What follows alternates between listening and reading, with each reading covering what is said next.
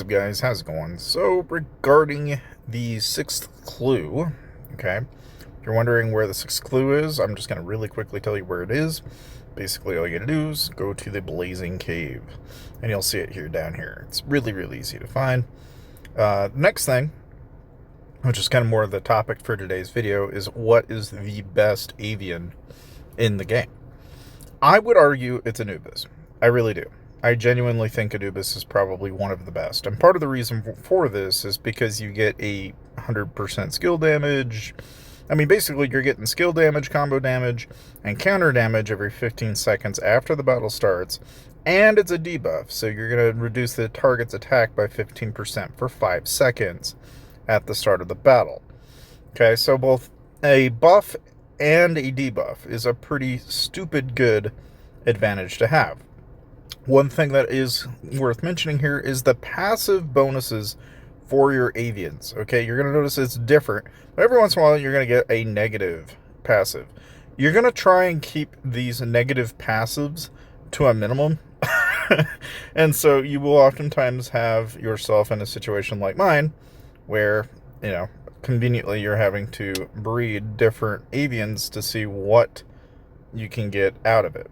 Now, like, for example, if you breed two avians of the same type together, sometimes you will get, like, a third family member out of this. Oddly enough, if you see how this works, combos have a 60% chance to boost combo damage by 0.2% and a 40% chance to reduce it by 0.1%. Interesting, right? But that's also interesting in and of itself because we took two Anubises to get to that answer, right? So, one thing we can do to kind of encourage good combinations, right, is oftentimes you don't want to try and breed two of the same, family related avians if you can help it. So, like, if you breed two of the same avians together, whatever you had used, in my case, I happened to use another combo avian to do it, right? I ended up getting a whole different type of avian out of it. You'll notice the stats are also going to vary, and the passives are going to vary between avians, right? You're not going to get the same avian every time, but we're going to go ahead just for the fun of it, okay? And I'll kind of show you, like, here I've got the astronaut teal, okay? He's got barrel dodge, so there's nothing terrible or advantageous about him at this time. But you know how I told you, like, oh, I bred these two and I got this one? What we're going to do is we're going to breed this one now, and we're going to go grab another.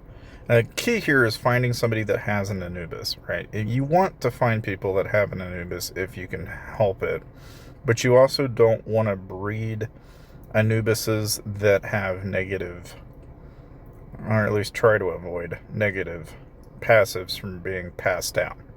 Is basically what you want to try and avoid. So, like in this instance, we have a rage bonus, which is a big plus, and then we have a negative, which is basic attack.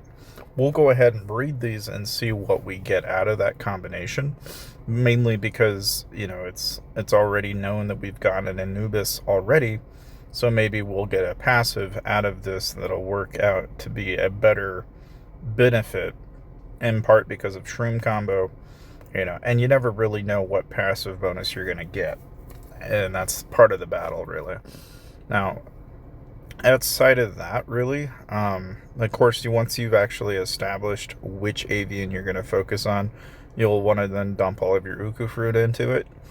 I really don't recommend doing this until you've actually really kind of set up what avian you plan to use. Like right now, this is the best avian I have, and this isn't like the worst of the worst possible ways to go about this, but obviously when you look at like against the strong and a combo of 150, this is obviously not as good, but the more passives that you can gain and ultimately get better quality avians out of it, because you can see here I've got a Gen 6, so it's a little bit higher quality as opposed to a Gen 5.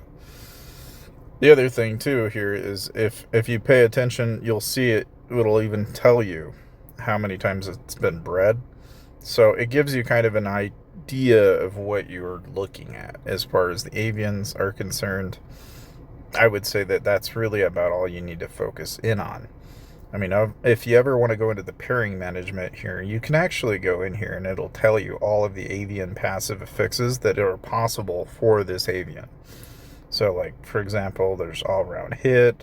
Most of these are global bonuses, but a couple of these here and there are pretty darn interesting. Like, skill crit increases, there's reverse control. I personally think that, a person that can grab everything from like super crowd combo, anything that's going to basically focus on increasing your combo damage as an archer build is going to be a huge plus. For counter, it's going to be focusing on counter. And for mages, it's going to be skill damage. So it's interesting that you can kind of develop these avians to kind of play your playstyle. So no one particular avian is going to be necessarily good or bad until you really kind of fork down which ones are going to have. And of course, given we've only have 13, and so we don't even know what we've got coming down the pipe. But in that case, I just thought I'd go ahead and briefly discuss that with you guys, and hopefully that was somewhat interesting for you, and I'll see you guys next time.